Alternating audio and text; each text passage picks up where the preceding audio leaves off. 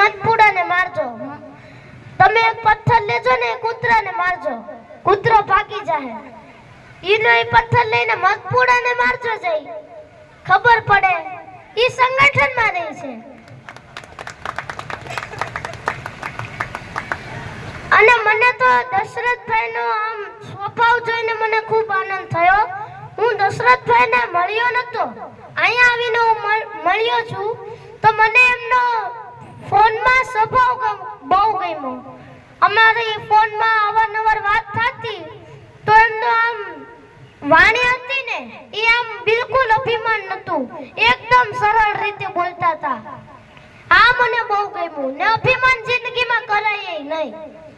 એકવાર ભીમને અભિમાન આવી ગયું. સાચી વાત છે. ભીમ કુંતી માતા પાસે જઈને કે કુંતીમાં મારીથી બળવાન કોઈ નહીં. કુંતી માતા કે એવું કાઈ ન હોય બટા, દુનિયામાં શેરની માથે હવા શેર હોય. તો ભીમ કે તમને ગોતીને દેખાડ. તો કુંતી માતા કે હું કેમ ગોતું, હવે તું પોતે જઈને ગોત જા. ભીમ ગયો જંગલમાં, થોડો ખાઈલો ને ન્યાય ને એક વાંદરો મેળો, હાવ બીમાર હતો. ઈ કે હલે તારી પૂંછડી હટાવ, મારે આગળ જાવું છે. ઈ કે બટા તું સાઈડ માંથી વયો જા ને, બીમાર છું. તો ભીમ ચકિત થઈ ગયો.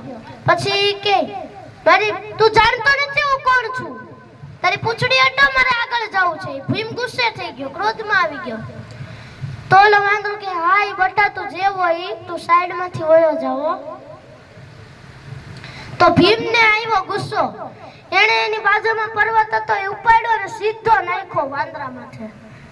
વાંદરો કે બટા કાકરી ચાળો નહીં કરવાનો, બટા કાકરી ચાળો નહીં કરવાનો. ભીમ ચકિત થઈ ગયો, હું એટલો બળવાન કે મેં ઓલા વાંદરા માથે એટલો મોટો પર્વત નાખ્યો. એ કે બટા કાકરી ચાળો